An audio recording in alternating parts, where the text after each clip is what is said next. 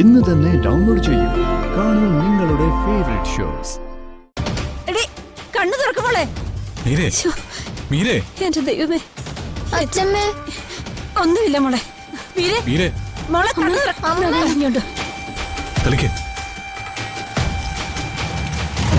മോളെ മീരെ.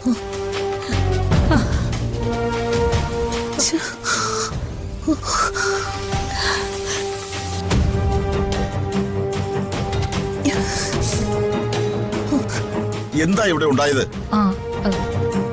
മീരയുടെ മുടി ഈ ഫാനിൽ കുരുങ്ങി. നീ എന്തേ കാണിച്ചത്? ഈ ഫാനിന്റെ അടുത്ത് നിന്നിട്ടാണോ മുടി ഉണക്കുന്നത്? ഇവിടെ ഹെയർ ഡ്രയർ ഇരിപ്പില്ലേ? ആ, എന്തായാലും ജീവൻ അപകടമൊന്നും പറ്റിയില്ലല്ലോ, അത് തന്നെ ഭാഗ്യം. ഇവള് എന്റെ മുറിയിലേക്ക് കയറി വന്നതുകൊണ്ടാ ഈ അപകടം ഉണ്ടായത്. ഞാനോ? ഞാൻ എന്ത് തെറ്റാ ചെയ്ത്? എന്തിനാ വേറെ ചെയ്യുന്നേ? ആ വലത് കാലെടുത്ത് കുത്തിയാ മതിയല്ലോ. ആ ഡ്രസ്സ് സമ്മാനമായിട്ട് തന്നപ്പോഴേ എനിക്ക് അറിയായിരുന്നു ഇന്ന് എന്തെങ്കിലുമൊക്കെ സംഭവിക്കുമെന്ന്. ഇപ്പതേ വേറൊരു സമ്മാനമായിട്ട് വന്നിരിക്കുന്നു. എന്നെ കൊല്ലാനാണോ നീ എന്റെ മുറിയിലേക്ക് കയറി വന്നത്?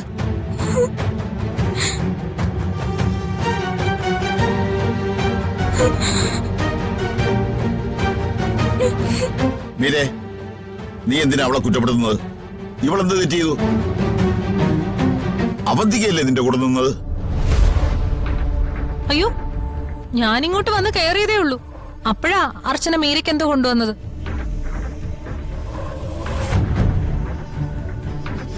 ഇവളെവിടെ ചെന്നാലും അവിടെ എന്തെങ്കിലുമൊക്കെ കുഴപ്പം കാണും. നെല്ലിശ്ശേരി വീട് മുഴുവൻ ഇഞ്ച പരുവാക്കിയിട്ടാ ഇവളിങ്ങോട്ട് കയറി വന്നത്. അത് മീര പറഞ്ഞത് ശരിയാ. നെല്ലിശ്ശേരിയിലും ഇവിടെയും എന്തെല്ലാം കുഴപ്പങ്ങളുണ്ടായി.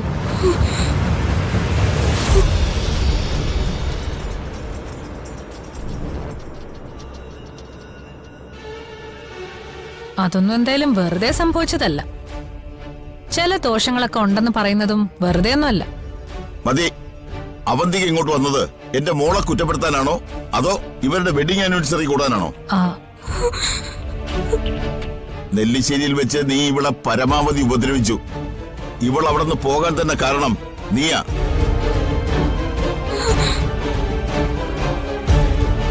ആരൊക്കെ അവളെ കുറ്റപ്പെടുത്തിയാലും എന്റെ മോളുടെ കുഞ്ഞിനെ എന്തു ദോഷം വന്നാലും അത് ഞാനങ്ങ് സഹിച്ചു.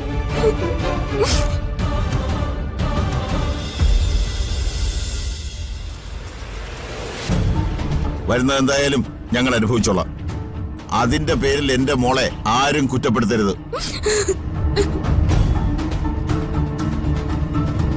ഞാൻ ആരെയും കുറ്റപ്പെടുത്തിയിട്ടില്ല.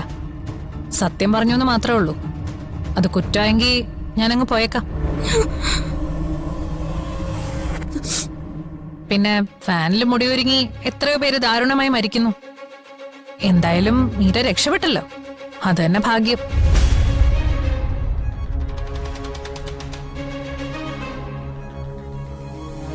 മീര, ഞാൻ പോവാ.